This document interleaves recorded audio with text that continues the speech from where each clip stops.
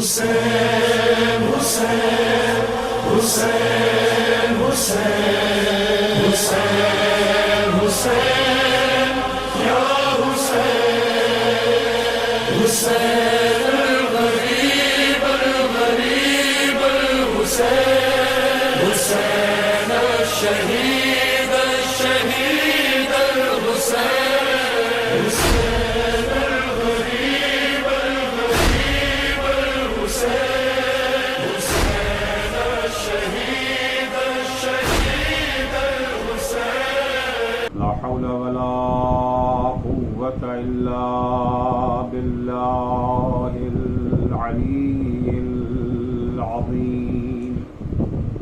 أعوذ بالله من الشيطان اللعين الرجيم. بسم الله الرحمن الرحيم.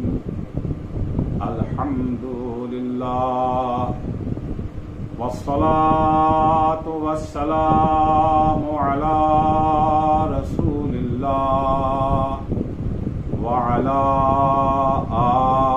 آله آل الله لا سيما بقية الله ولعنة الله على أعدائهم أعداء الله من يومنا هذا إلى لقاء الله. أما بعد فقد قال الإمام علي بن الحسين زين العابدين عليهم السلام: وأما حق اللسان فإكرامه عن الخنا وتعويده على الخير وحمله على الأدب وإجمامه إلا لموضع الحاجة والمنفعة للدين والدنيا. عزیزان گرامی، امام زین العابدین علیہ السلام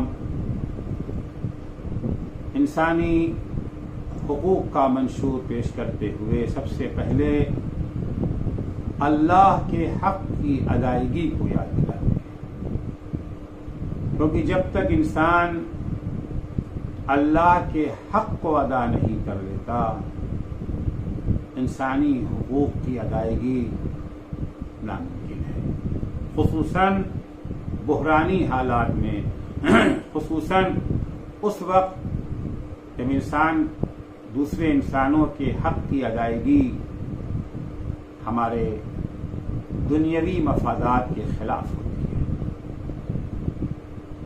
خصوصاً اس وقت جب ہمیں دوسروں کا حق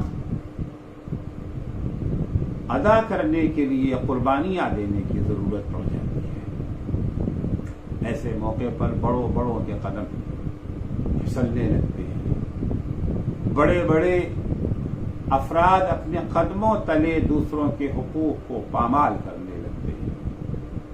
لیکن اگر انسان اللہ کے حق کی ادائیگی کا پابند ہو گیا تو ناممکن ہے کہ دوسروں کے انسانی حقوق پر وہ ڈاکہ ڈالے. یہی ہمیں تاریخ بتاتی ہے، تجربہ بھی اسی چیز کی گواہی دیتا ہے. امام اللہ کا حق بیان کرنے کے بعد جب انسانی حقوق کا سلسلہ شروع کرتے ہیں تو سب سے پہلے انسان کا حق خود اپنی ذات پر کیا ہے، اپنے نفس پر کیا ہے، اسے بیان کرتے ہیں. کیونکہ قریب ترین انسان ہم سے خود ہم ہیں، ہم بھی تو ایک انسان ہیں. ہمارا کیا حق ہے خود ہمارے اوپر، دوسروں پر تو حق بعد میں بیان کیا جائے گا، پہلے خود ہماری ذات پر کیا حق ہے. تو امام جب اپنی ذات، اپنے نفس کے حق کو بیان کرتے ہیں، انسان کے اپنے نفس کے حق کو بیان کرتے ہوئے مختلف اعضاء و جوارح کے حق کو بیان کرتے ہیں. یہ فکر، یہ اندیشہ، یہ تفکر صرف ایک الہی شخصیت ہی سے ممکن ہے. جن جنہیں خدا کی معرفت نہیں، وہ ان حقوق کو تصور بھی نہیں کر سکتے تھے۔ امام نے سب سے پہلے زبان کے حق کو بیان کیا۔ زبان کے حق کو بیان کرتے امام فرماتے ہیں کہ زبان کا حق یہ ہے کہ زبان کو بد کلامی سے محفوظ رکھا جائے۔ بد کلامی کے مختلف مصادیق ہیں، بعض کو آپ کی خدمت میں گزشتہ مجلسوں میں عرض کر چکا ہوں۔ بد کلامی کا پہلا مصداق گالم گلوچ، سب و شتم، دوسروں کو برا بھلا کہنا ہے۔ دوسرا مصداق اس کا دروغ گوئی، کذب بیانی، جھوٹ ہے۔ تیسرا مصداق غیبت ہے، دوسروں کی جو ہے غیبت کرنا ہے۔ چوتھا مصداق کسی پر تہمت لگانا ہے۔ پانچواں مصداق چاپلوسی ہے۔ اسلام نے سختی کے ساتھ چاپلوسی سے منع کیا ہے۔ چاپلوسی کیا ہوتی ہے؟ مولا کائنات حضرت علی بن ابی طالب علیہ الصلوۃ والسلام چاپلوسی کی جب تعریف بیان کرتے ہیں، فرماتے ہیں الثناء باکثر من الاستحقاق ملق۔ اگر کوئی انسان کوئی اچھا کام کرتا ہے، ہماری انسانی اور اسلامی ذمہ داری یہ ہے کہ ہم اس کی حوصلہ افزائی کریں، اس کی تعریف کریں، لیکن تعریف اپنی حد میں۔ حد سے زیادہ تعریف کرنے کا نام چاپلوسی ہے۔ مولا فرماتے الثناء باکثر من الاستحقاق ملق۔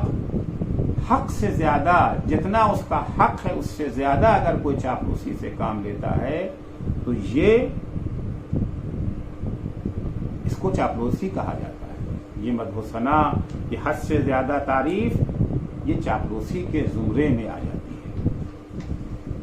وَالتَّقْصِيرُ عَنِ الْإِسْتِحْقَاقِ عِيٌّ أَوْ حَسَدٌ۔ لیکن اگر انسان جتنی تعریف کرنا چاہیے اتنی بھی تعریف نہیں کرتا، کسی کے اچھا کام دیکھ کر کے چپ رہتا ہے۔ اگر کوئی انسان ہے جو بندگان خدا کی خدمت کر رہا ہے، ہماری ذمہ داری ہے کہ ہم اس کی حوصلہ افزائی کریں، اس کی تعریف کریں۔ خاموش رہنا، چپ رہنا اسلام اس کی تعلیم ہمیں نہیں دیتا۔ کسی کا کوئی بھی اچھا کام اگر دیکھیں، جتنا حق ہے اس کا، جتنی اچھائی اس کے کام میں پائی جا رہی ہے، اس کے اچھائی کے بقدر اس کی تعریف کرنا یہ اس کا حق ہے۔ اس سے زیادہ تعریف کر دینا یہ چاپلوسی ہے۔ زیادہ تعریف کر دینا بھی یہ جو ہے قابل مذمت ہے، چاپلوسی ہے۔ اور کم اگر کوئی تعریف کرتا ہے، تعریف کرتا ہی نہیں، خاموش بیٹھا ہوا ہے۔ مولا فرماتے ہیں وَالتَّقْصِيرُ عَنِ الْإِسْتِحْقَاقِ عِيٌّ أَوْ حَسَدٌ۔ اس کا سبب یا تو یہ ہے کہ یا انسان کو بولنا نہیں آتا، بولنے سے عاجز و ناتواں ہے، یا کہ بولنا تو آتا ہے لیکن حسد کی بنا پر زبان نہیں کھل رہی ہے۔ اگر کسی کا اچھا کام دیکھیں تو نہ چاپلوسی کریں اور نہ سکوت اختیار کریں، خاموشی اختیار کریں۔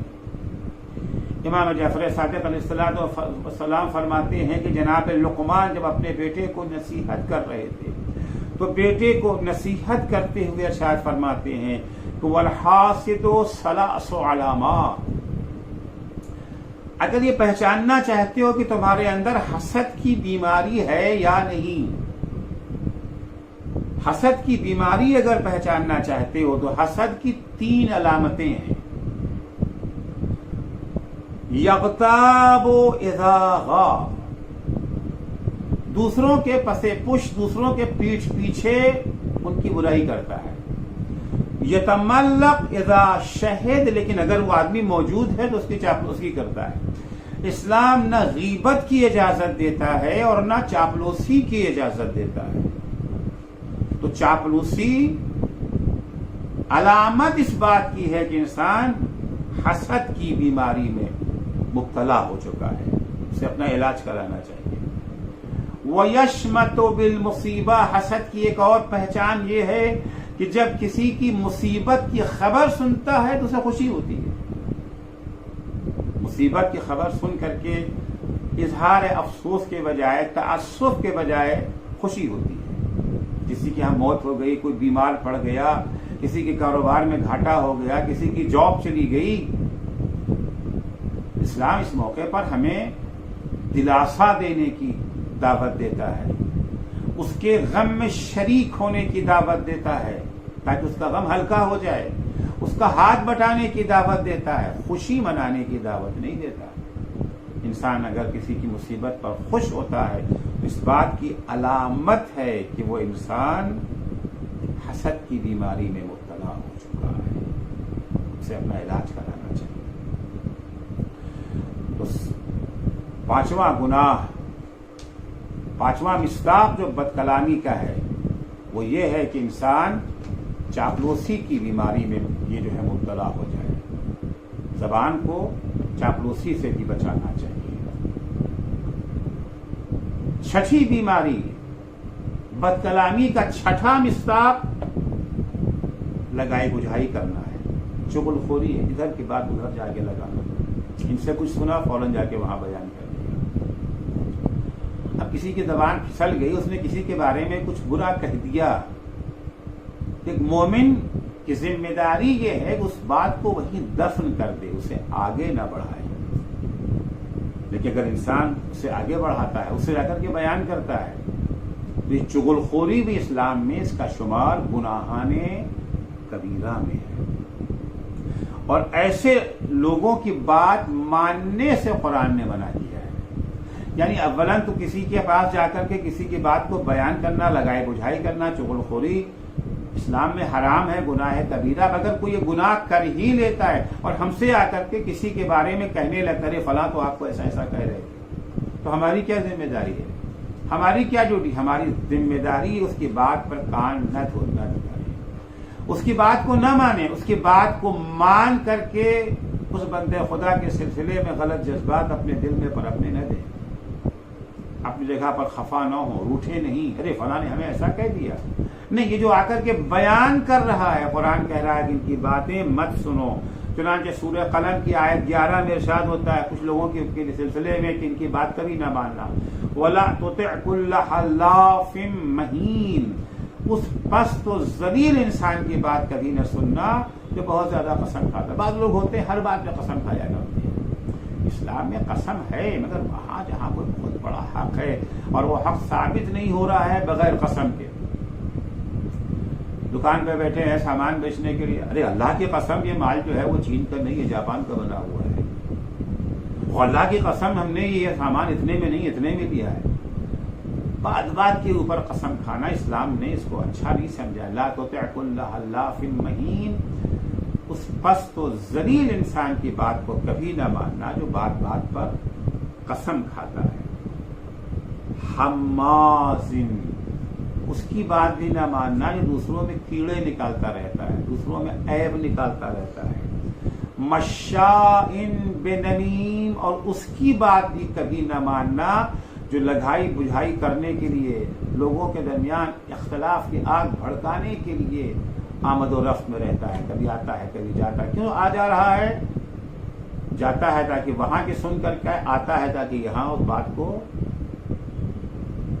بتا سکے، ان کے دل میں نفرت کی آگ کو بھڑکا سکے. رسول خدا صلی اللہ علیہ وآلہ وسلم فرماتے کہ ابغضکم الی اللہ، اللہ کی نگاہ میں نفرت انگیز ترین شخص، اللہ سب سے زیادہ جن لوگوں سے نفرت کرتا ہے وہ چند افراد ہیں. ان میں سے سر فہرست کون ہے؟ البشاؤن بالنمیمہ، وہ افراد جو چغلی کھانے کے لیے، چغل خوری کرنے کے لیے آمد و رفت میں رہتے ہیں، آتے جاتے رہتے ہیں، جو چغل خوری کی کوشش کرتے ہیں. المتفرقون بین الاخوان، یہ چغل خوری کرنے والے اپنے اس عمل کے ذریعے سے دوستوں میں، بھائیوں میں نفاق، تفرقے، اختلاف کا بیج بو دیتے ہیں. الملتمسون للبراء العثرات، یہ وہ افراد ہیں جو بے گناہوں کے لیے جرم تراشتے ہیں. اس بیچارے نے کوئی ایک بات کہی تھی، کسی غصے میں تھا، کچھ تھا، یا اس نے کس پس منظر میں کون سی بات کہی تھی، انہوں نے آ کر کے فوراً اس بات کو جڑ دیا.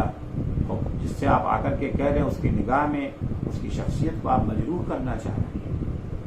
حضور فرماتے ہیں کہ چغل خوری کرنے والے اللہ کی نگاہ میں سب سے زیادہ نفرت انگیز ہیں. سب سے زیادہ خدا اگر کسی سے نفرت کرتا ہے تو یہی افراد ہیں. امام جعفر صادق علیہ الصلوۃ والسلام بھی چغل خوری کے گناہ کے سلسلے میں فرماتے ہیں کہ من اعان علی مؤمن بشطر کلمۃ. چغل خوری کے لیے بہت لمبی چوڑی تقریر کی بھی ضرورت نہیں ہے. امام فرماتے اگر کوئی اپنے برادر مومن کے خلاف اقدام کرتا ہے ولو نیم لفظ سے،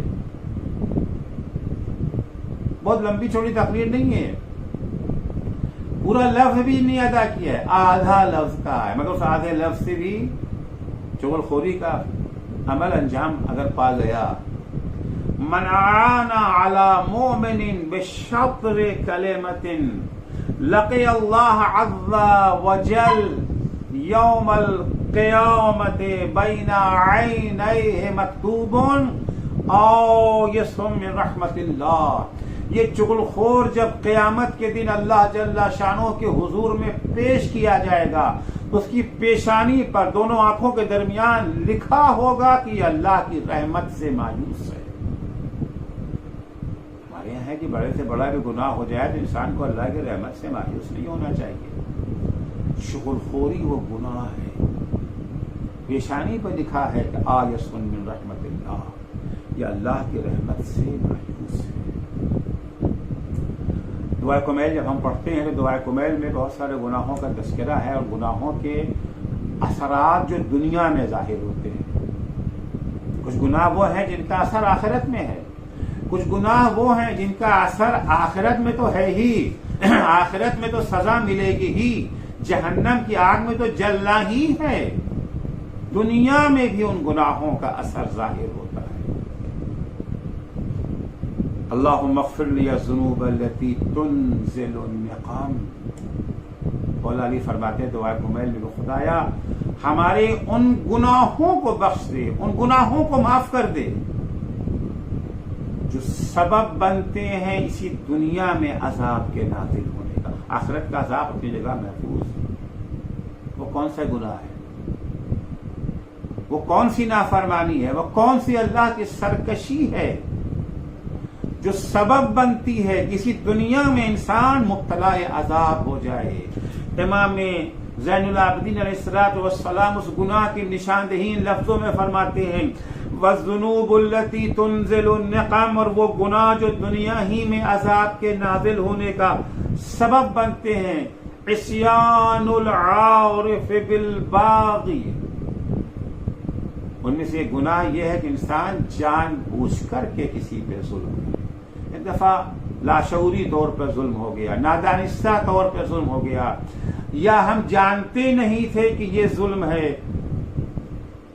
نہ نادانستہ طور پر، نہ جاننے کی بنا پہ ظلم کر بیٹھے، اس کی بات نہیں ہے. ہم جانتے ہیں کہ یہ ظلم ہے، اس کے باوجود اگر ہم کسی انسان پر ظلم کرتے ہیں تو یہ وہ گناہ ہے جو اسی دنیا میں عذاب کے نازل ہونے کا سبب بن جاتا ہے. وَالتَّطَاوُلُ عَلَى النَّاسِ، دوسرا گناہ کسی دنیا میں عذاب کے نازل ہونے کا سبب بنتا ہے، وہ کسی کے حق پر ڈاکہ ڈالنا ہے، کسی کا حق مار لینا ہے. وَالسُّخْرِيَّةُ مِنْهُمْ، اور کسی کا مذاق اڑانا، تمسخر کرنا. یہ تمسخر بھی بد کلامی کا ایک مصداق ہے، کسی کا مذاق اڑانا. عام طور سے ہمارے یہاں بڑا رواج ہے ایک دوسرے کا مذاق اڑانا، کسی کی نسل کا مذاق اڑانا، کسی کے خاندان کا مذاق اڑانا، کسی کے رہن سہن کا مذاق اڑانا، کسی کی شکل و صورت کا مذاق اڑانا، کسی کے کپڑے کا مذاق اڑانا. بہت ہمارے یہاں اس کا چلن ہے اور اتنا زیادہ اس کا چلن ہے کہ شاید ہم اسے گناہ بھی نہیں سمجھتے، جبکہ یہ وہ گناہ ہے کہ آخرت میں تو عذاب ہوگا ہی، یہ گناہ دنیا میں بھی عذاب کے نازل ہونے کا سبب بن جاتا ہے۔ تو بد کلامی کا ایک مصداق، ایک نمونہ دوسروں کا مذاق اڑانا۔ دیکھیے مذاق کرنا اسلام میں منع نہیں ہے، مذاق کرنا اور ہے، مذاق اڑانا اور ہے۔ مذاق کرنا وہاں اسلام میں جب اس کی حد ہے، تو مذاق کیا جاتا ہے تاکہ لوگ تھوڑا ہنسیں۔ کون ہنسے؟ 5 لوگ ہنسیں، ایک شخص روئے، آپ جس سے مذاق کر رہے ہیں اسے اچھا لگ رہا ہے یا برا لگ رہا ہے؟ مذاق وہ اسلام کی نگاہ میں پسندیدہ ہے اور ممدوح ہے جہاں سب ہنسیں، جس سے آپ مذاق کر رہے ہیں اس کے بھی ہونٹوں پر ہنسی آ جائے، سب مل کر ہنسیں، ایک دوسرے پر نہ ہنسیں۔ سب مل کر اگر ہنستے ہیں تو یہ ممدوح مذاق ہے، اور اگر ایک دوسرے پر ہنستے ہیں تو اس کو تمسخر کہتے ہیں، اس کو استہزاء کہتے ہیں، اسے مذاق اڑانا کہتے ہیں۔ یہ وہ گناہ ہے جو دنیا ہی میں نزول عذاب کا سبب بن جاتا ہے۔ تو یہ 7 مصادیق تھے بد کلامی کے، کیا ان کا عذاب ہے، کیا ان کے گناہ کی کتنی شدت ہے، ہم کیسے اس سے بچ سکتے ہیں، راہ نجات کیا ہے، راہ علاج کیا ہے، خود کو عذاب الہی سے بچانے، ان خطروں سے زبان کو بچانے اور خود کو عذاب الہی سے بچانے، آخرت کو تباہ ہونے سے بچانے کا راستہ کیا ہے کوئی راستہ؟ عذاب آخرت سے بچ سکتے ہیں، عذاب دنیا سے بچ سکتے ہیں، اللہ کے غضب سے بچ سکتے ہیں، راستہ ہے؟ اس سے بچنے کا وہی راستہ ہے جو امام زین العابدین علیہ الصلوۃ والسلام نے زبان کے حق کے عنوان سے بیان فرمایا ہے۔ امام فرماتے ہیں اما حق اللسان فاکرامہ عن الخنا۔ اگر چاہتے ہیں عذاب آخرت سے بچنا، اگر چاہتے ہیں کہ دنیا میں بھی مبتلا عذاب نہ ہو، نہ دنیا میں مبتلا عذاب ہو نہ آخرت میں مبتلا عذاب ہو، تو اس کا راستہ یہ ہے، امام فرماتے ہیں کہ اس کی زبان کو بد کلامی سے بچائے رکھو۔ وہ بد کلامی چاہے گالن گلوچ کی شکل میں ہو، وہ بد کلامی چاہے دروغگوئی کی شکل میں ہو، وہ بد کلامی چاہے غیبت کی شکل میں ہو، وہ بد کلامی چاہے تہمت کی شکل میں ہو، وہ بد کلامی چاہے چغلخوری کی شکل میں ہو، وہ بد کلامی چاہے تمسخر و استہزاء کی شکل میں ہو، وہ بد کلامی چاہے چاپلوسی کی شکل میں ہو۔ تمام شکلوں کی بد کلامی سے زبان کو بچائے رکھنا۔ وَتَعْوِيدُهُ عَلَى الْخَيْرِ، زبان کو عادی بنا دیں اچھی باتوں کا۔ دیکھیے بہت ساری چیزیں ہوتی ہیں جو ہماری عادت میں شامل ہو جاتی ہے، اور عادت کا چھوڑانا آسان نہیں ہوتا۔ پھر کبھی ہم بری چیزوں کی عادت اختیار کرتے، کبھی اچھی چیزوں کی۔ امام فرماتے زبان کو غیبت کا عادی نہ بناؤ، زبان کو جھوٹ کا، اگر بعضوں کو غیبت کرنے کی عادت ہو جاتی ہے، غیبت کیے بغیر ان کا کھانا نہیں ہضم ہوتا، غیبت کیے بغیر انہیں چین نہیں ملتا، کیونکہ ان کی زبان غیبت کی عادی ہو گئی ہے۔ امام فرماتے غیبت کا عادی نہ بناؤ، خیر کا عادی بناؤ۔ مومنوں کی برائی کرنے کا عادی نہ بناؤ، جہاں مومنوں کی برائی کی جا رہی ہو وہاں مومنوں کا دفاع کرنے کا عادی بناؤ۔ تعویدہ علی الخیر، زبان کو عادی بناؤ اچھی باتوں کا، حمد خدا کا عادی بناؤ، ثنائے اہل بیت علیہم السلام کا عادی بناؤ، زبان کو مومنوں کے دفاع کا عادی بناؤ، حق کی نصرت کا عادی بناؤ، تسبیح خداوند متعال کا عادی بناؤ۔ تعویدہ علی الخیر وحملہ علی الادب، زبان کو مہذب بناؤ کہ زبان سے جب جملے ادا ہوں وہ جملے ہوں جو تہذیب کے سانچے میں ڈھلے ہوں، مؤدبانہ باتیں زبان سے باہر نکلیں۔ وَإِجْمَامُهُ إِلَّا لِمَوْضِعِ الْحَاجَةِ، ہر مقام پر زبان کو بولنے کا عادی نہ بناؤ، ہر معاملے میں ٹانگ اڑانے کو تیار ہیں، جس موضوع کے بارے میں پتہ ہے اس کے بارے میں بھی اس موضوع کے بارے میں کچھ نہیں جانتے۔ علماء فقہا بیٹھے ہوئے دین کے مسائل بیان کر رہے ہیں، خدا کر کے اس میں ٹانگ اڑانا شروع کر دیا۔ آپ کو کیا پتا، کیا جانتے ہیں دین کے بارے میں؟ اجمامہ الا بالموضع الحاجہ، زبان کو خاموش رہنے کا عادی بناؤ، خاموش رکھو زبان کو، مگر وہاں جہاں ضرورت ہے، بوقت ضرورت چپ نہیں رہنا ہے، وہاں بولنا ہے۔ والمنفعۃ للدین والدنیا، وہاں زبان کھولے جہاں دین و دنیا کوئی فائدہ ہو۔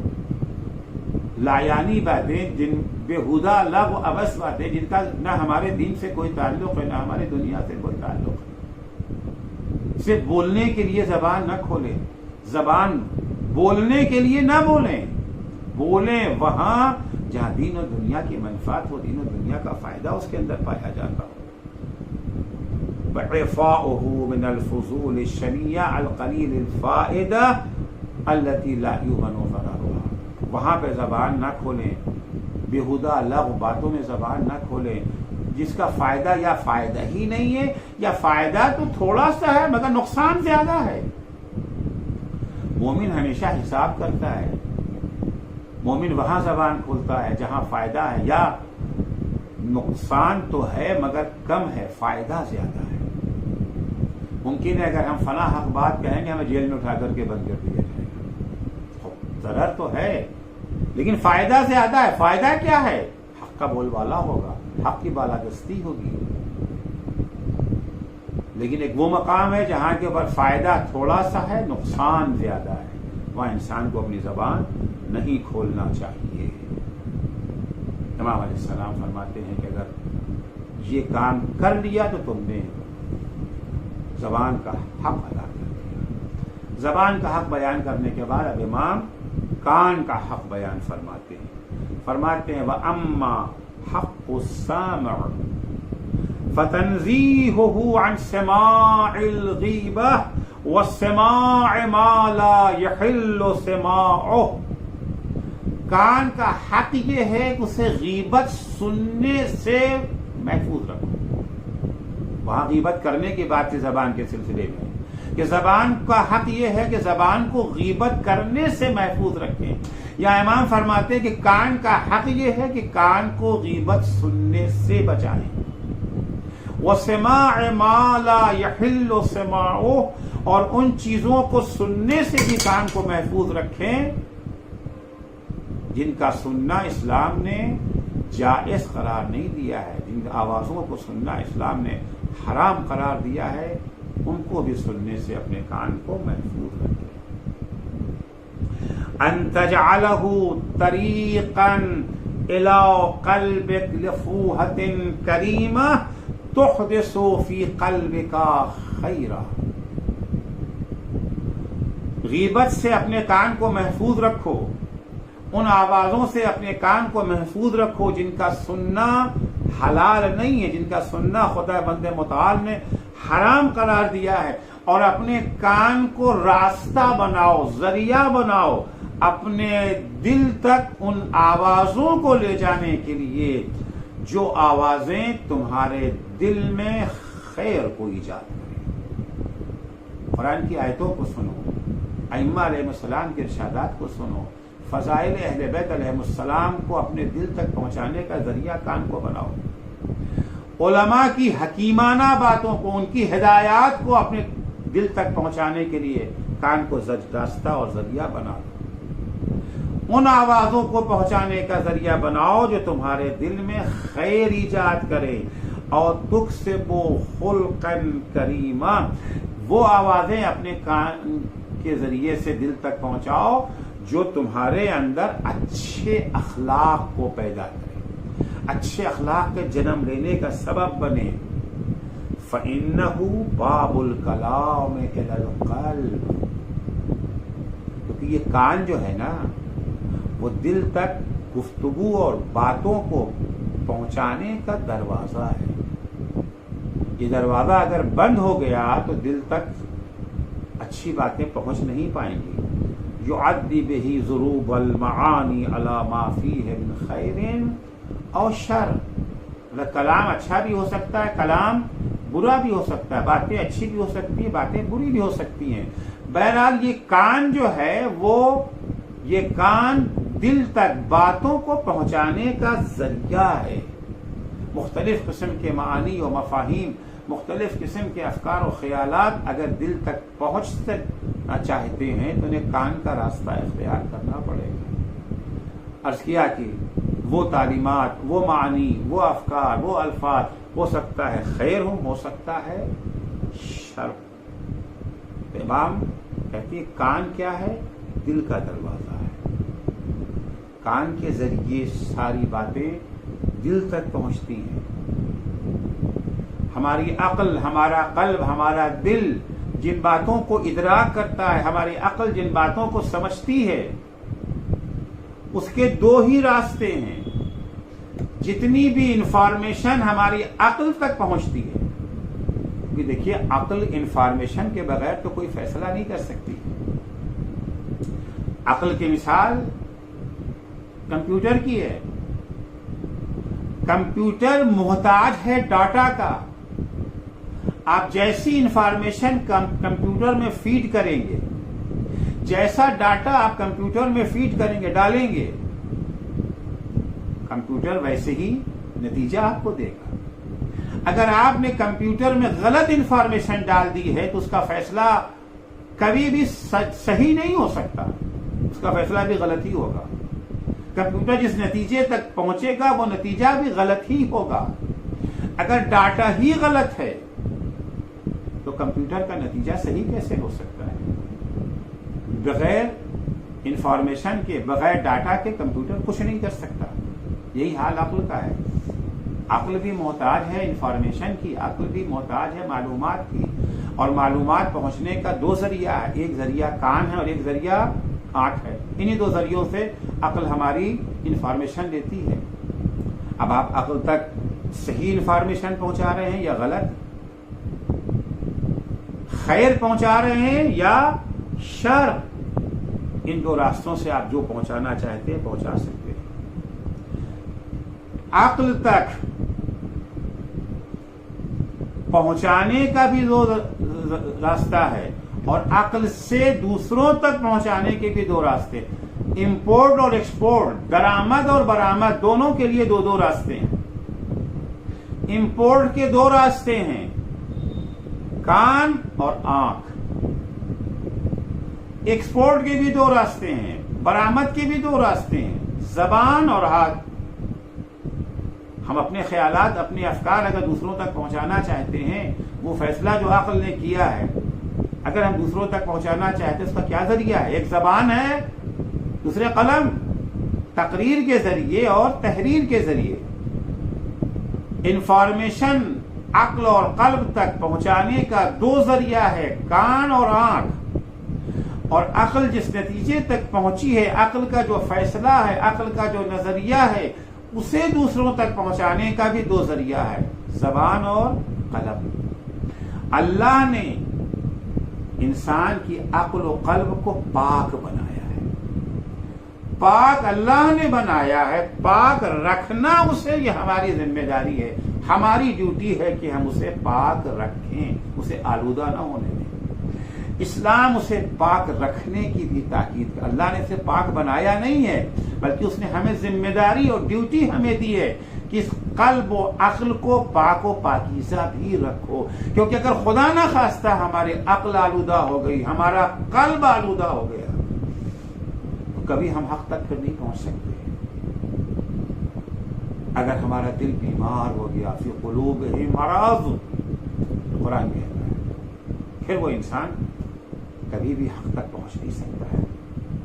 अल्लाह ने कल्ब व अक्ल को पाक भी बनाया है और पाक रखने का हुक्म भी दिया है। वो सारी चीजें जो हमारे अक्ल और कल्ब को आलूदा कर सकती हैं, वो सारे जराए जिनसे ये आलूदा हो सकते हैं, इस्लाम ने उन चीजों से दूर रहने, उन चीजों से बचने का हमें ताकीदी हुक्म दिया है।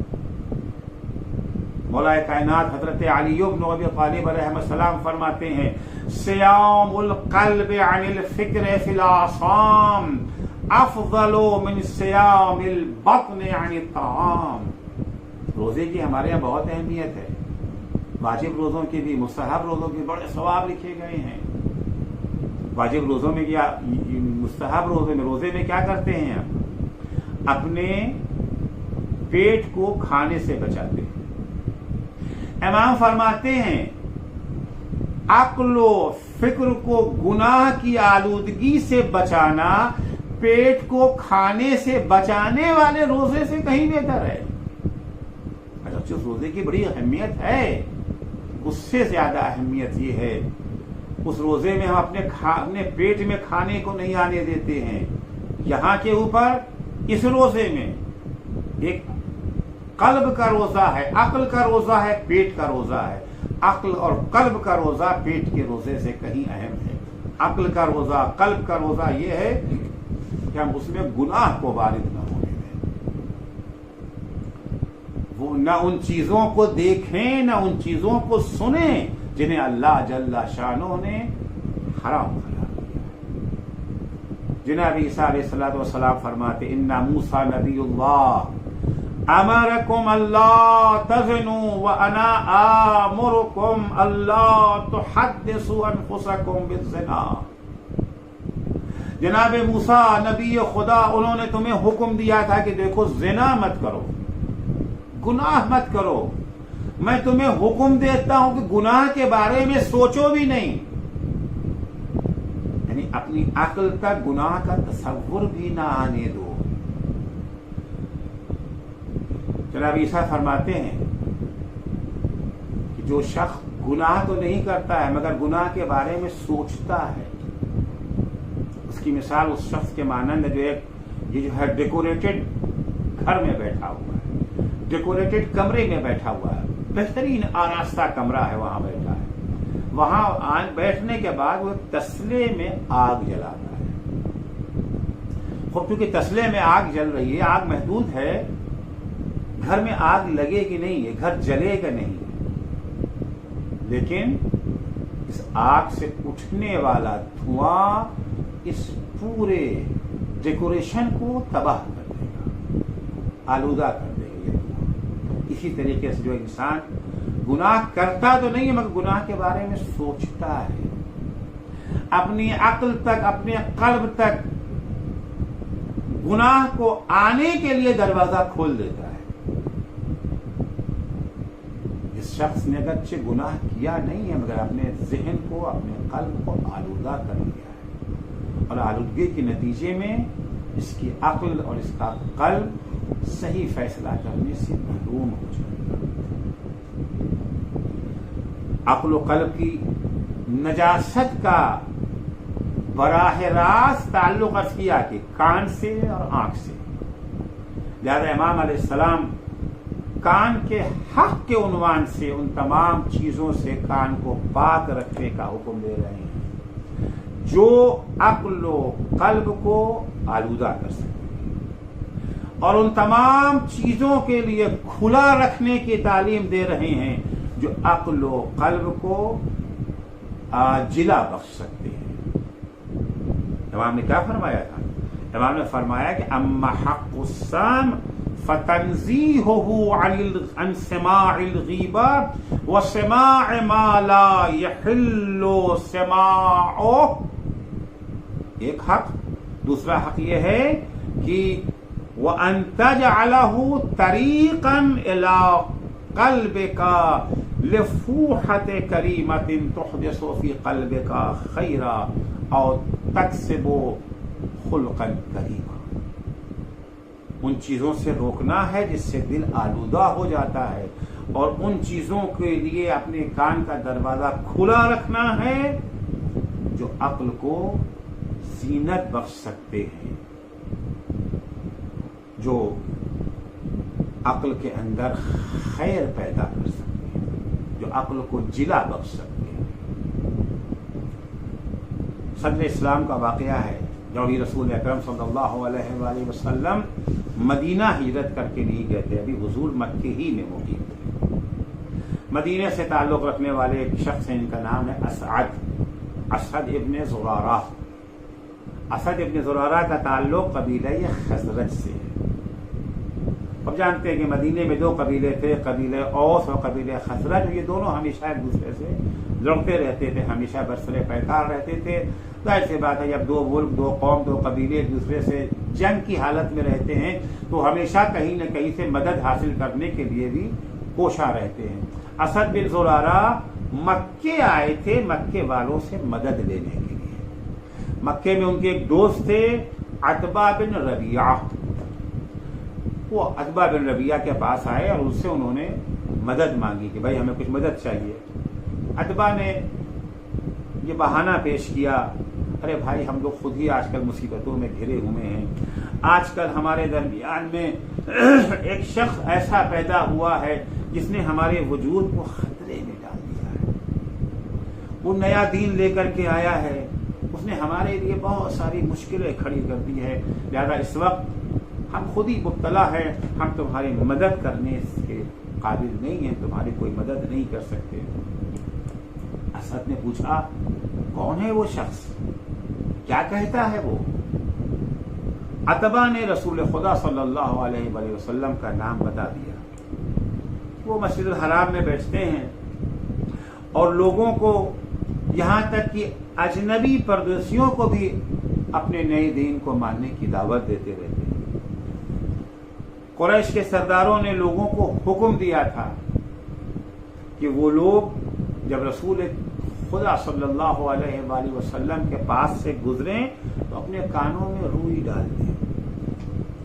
اسعد نے بھی مشورے کے مطابق اپنے کان میں روئی ڈال دی اور کان میں روئی ڈالنے کے بعد خانہ کعبہ کا طواف کرنے کے لیے گئے۔ اسد خانہ کعبہ کے طواف میں مشغول تھے، ابھی انہوں نے پہلا ہی چکر پورا کیا تھا کہ عتبہ کی بتائی ہوئی نشانیوں سے انہوں نے حضرت کو پہچان لیا، جو انہوں نے علامتیں بتائی تھی، نشانیاں بتائی تھی۔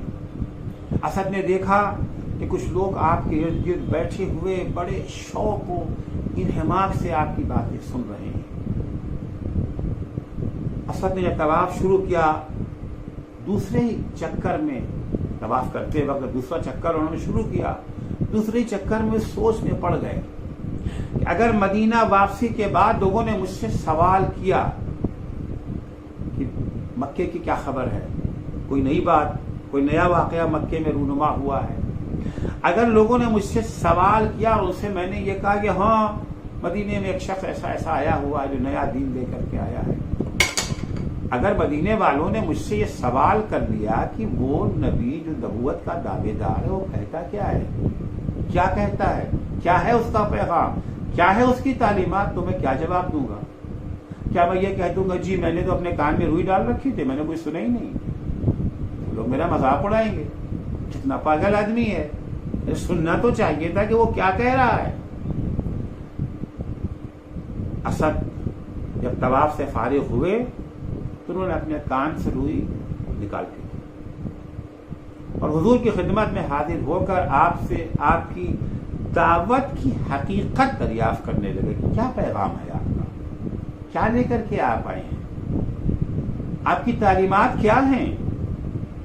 جب اسد نے حضور اکرم صلی اللہ علیہ وآلہ وسلم سے یہ سوال کیا تو حضور نے اسعد بن زرارہ کے جواب میں سورہ انعام کی آیت نمبر 151 اور 152 کی تلاوت فرمائی، جس میں ارشاد ہوتا قل تعالوا اتل ما حرم ربکم علیکم، آؤ ہم تمہیں وہ باتیں بتائیں جسے تمہارے پروردگار نے تمہارے لیے حرام قرار دیا ہے، جس سے تمہاری دنیا اور آخرت تباہ ہو سکتی ہے، برباد ہو سکتی ہے، جس میں تمہارے لیے کوئی بھلائی نہیں ہے، شر کے سوا اس میں کچھ نہیں ہے۔ کیا ہے وہ؟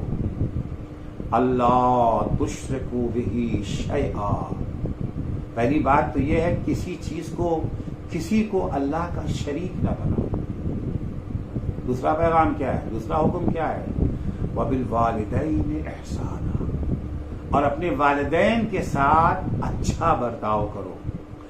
تیسرا پیغام وَلَا تَقْتُلُوا أَوْلَادَكُمْ مِنْ خَشْيَةِ املاق، بھوک کے خوف سے اپنے بچوں کو قتل مت کر دو۔ اس زمانے میں راج تھا کہ لوگ اپنے بچوں کو قتل کر دیتے تھے کہ کھانا کہاں سے کھلائیں گے ان کو۔ نحن نرزقکم وإیاہم، بھوک کے خوف سے اپنے بچوں کو قتل نہ کرو، ہم تمہیں بھی رزق دیں گے اور تمہارے بچوں کو بھی رزق دیں گے۔ ولا تقربوا الفواحش، تمہیں تو رزق مل رہا ہے نا، تم تو کھا رہے ہو۔ جو خدا تمہیں رزق دے سکتا ہے وہ تمہارے بچوں کو بھی رزق دے سکتا ہے، لہذا بھوک کو بہانہ بنا کر کے بچوں کو قتل مت کرو۔ ولا تقربوا الفواحش ما ظهر منها وما بطن، دیکھو بدکاری کے قریب مت جانا، چاہے وہ ظاہری بدکاریاں ہوں یا وہ باطنی بدکاریاں ہوں۔ ولا تقتلوا النفس التي حرم اللہ الا بالحق، اور کسی کو دیکھو ناحق قتل مت کرو، کسی کے خون ناحق میں اپنے ہاتھوں کو آلودہ مت کرو، کسی بے گناہ پر کبھی ہاتھ مت اٹھانا۔ ذالکم وصاکم بہ لعلکم تعقلون، یہی تمہارے اللہ کی تمہیں نصیحت و وصیت ہے، یہی تمہارے اللہ کا، تمہارے پروردگار کا تمہارے لیے پیغام ہے، شاید تم اس کے بارے میں غور و فکر کر سکو۔ وَلَا تَقْرَبُوا مَالَ الْيَتِيمِ إِلَّا بِالَّتِي هِيَ أَحْسَنُ، دیکھو کبھی بھی یتیم کے مال کے قریب مت جانا، کبھی بھی یتیم کے مال کو میں تصرف نہ کرنا مگر یہ کہ اس مال کو بہتر بنانے کے لیے۔ کوئی یتیم کا مال بارش میں جو ہے بھیگ رہا ہے، خراب ہو جائے گا، ہاتھ نہ لگے، نہیں، یہاں پہ جائیے، اس کو اٹھا کر کے لا کر کے ایسی جگہ پہ رکھ دیجئے جہاں بارش اسے خراب نہ کر سکے۔ بہتر بنانے کے لیے تصرف کر سکتے ہیں لیکن خرد برد کرنے کے لیے اس میں تصرف کرنے کی اجازت نہیں۔ حتی یبلغ اشدہ، یہاں تک کہ وہ بالغ رشید ہو گیا، جوان ہو گیا، جب جوان ہو گیا اب اس کا مال اس کے حوالے کر دو، وہ خود جانے، اس کی مرضی جس طریقے سے چاہے استعمال کرے گا۔ وَأَوْفُوا الْكَيْلَ وَالْمِيزَانَ بِالْقِسْطِ، دیکھو جب بھی کوئی چیز تولو یا ناپو، جب بھی کوئی سودا کر رہے ہو، کوئی بزنس کر رہے ہو، تولنے والی چیز ہو اس میں ڈنڈی نہ مارو، ناپنے والی چیز اگر ہے تو اس میں ڈنڈی نہ مارو۔ لا نکلف نفسا الا وسعها، پروردگار کہتا ہے کہ ہم کسی کو اتنی ہی ذمہ داری دیتے ہیں، اتنی ڈیوٹی دیتے ہیں جتنا اس کے لیے بجا لانا ممکن ہے، ہم کسی کی طاقت سے زیادہ کوئی ذمہ داری، کوئی ڈیوٹی نہیں دیتے ہیں۔ وَإِذَا قُلْتُمْ فَعْدِلُوا، دیکھو جب بھی زبان کھولو تو عدل کی باتیں کرو، عدل کے پیمانے پر گفتگو کرو۔ وَلَوْ كَانَ ذَا قُرْبَى، اب وہ گفتگو چاہے تمہارے رشتہ داروں ہی کے بارے میں کیوں نہ ہو، عدل کی گفتگو کبھی رشتہ داروں کے حق میں جاتی ہے، کبھی رشتہ داروں کے خلاف جاتی ہے، خلاف ہو یا حق ہو، جب بھی بولو تو عدل کی گفتگو کرو۔ وَبِعَهْدِ اللَّهِ أَوْفُوا، اور جو کچھ تم نے اللہ سے عہد و پیمان کیا ہے اس عہد و پیمان کو پورا اترو، کھرے اترو اس عہد و پیمان پر۔ ذَلِكُمْ وَصَّاكُمْ بِهِ لَعَلَّكُمْ تَذَكَّرُونَ، تمہارے پروردگار نے تمہیں اسی کی نصیحت کی ہے، یہی تمہیں پیغام دیا ہے تاکہ تم عبرت حاصل کر سکو۔ یہ دونوں آیتیں سورہ انعام کی آیت نمبر 151 اور 152 جب اسعد بن زرارہ کے کانوں میں پہنچی، کان کے ذریعے یہ پیغام حق جب اسعد کے دل تک پہنچا، اسعد یہ آیتیں سنتے ہی پورے جوش اور ولولے کے ساتھ بول اٹھے، اشہد ان لا الہ الا اللہ واشہد ان محمد رسول اللہ۔ اسعد بن زرارہ میں یہ تبدیلی کیسے آئی، اس تبدیلی کا سبب کیا تھا، اور یہ اسعد کی یہی تبدیلی حضور اکرم کی مکے سے مدینہ ہجرت کا پیش خیمہ بنی اور اسلام کی نشر و اشاعت میں تیزی آ گئی۔ یہ سارا کام کان کے صحیح استعمال کا نتیجہ ہے۔ اگر اسد بن زرارہ نے اب کان کا حق ادا نہ کیا ہوتا، اپنے کان سے روئی نہ نکالی ہوتی، کان کو رسول اکرم کی ہدایات کو دل تک پہنچنے کا ذریعہ نہ بنایا ہوتا، یہ تبدیلی نہ آتی، یہ انقلاب نہ آتا۔ مولا کائنات حضرت علی ابن ابی طالب علیہ السلام فرماتے ہیں مومنوں کی پہچان یہی ہے کہ انہوں نے اپنے کان کو علم نافع کے لیے وقف کر دیا ہے۔ جو لوگ علم نافع کے لیے اپنے کان کو وقف کر دیتے ہیں، نجات انہیں کو ملتی ہے۔ کربلا میں اصحاب حسین نے اپنے کان کو وقف کر دیا تھا حسین ابن علی کی ہدایات کو سننے کے لیے۔ اس کے مد مقابل امام حسین علیہ السلام جب لشکر عمر سعد کے سامنے جاتے تھے، انہیں نصیحتیں کرتے تھے، انہیں حق کی دعوت دیتے تھے، تو سننے کو تیار نہیں ہوتے تھے، شور کرنے لگتے تھے تاکہ امام حسین کی آواز کانوں تک پہنچ نہ سکے، کان سے گزر کے دل تک پہنچ نہ سکے۔ جس طریقے سے رسول خدا کے زمانے میں لوگ کانوں میں روئی ڈال دیتے تھے، امام حسین کی بات بھی سننے کو تیار نہیں ہوتے تھے۔ امام حسین خطبہ دے رہے ہیں، تقریر کر رہے ہیں، سمجھا رہے ہیں، خدا کا پیغام ان تک پہنچانے کی کوشش کر رہے ہیں، تو کہتے تھے کہ ما نفہم ما تقولو یا ابن فاطمہ، یہ فرزند فاطمہ تم کیا کہتے ہو، ہمیں کچھ سنائی نہیں دے رہا، ہمیں کچھ سمجھ میں نہیں آ رہا۔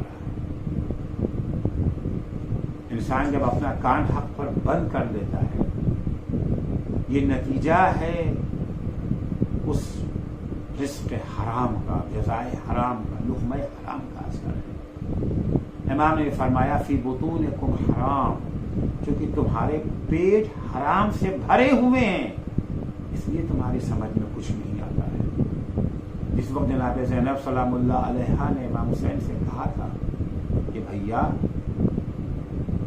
آپ نے انہیں بتایا نہیں کہ آپ نواسے رسول ہیں، آپ دل بند علی و فاطمہ ہیں؟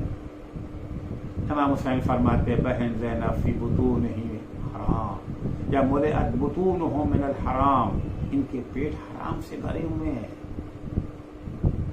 انہوں نے اپنے کان کا دروازہ حق سننے کے لیے بند کر رکھا ہے۔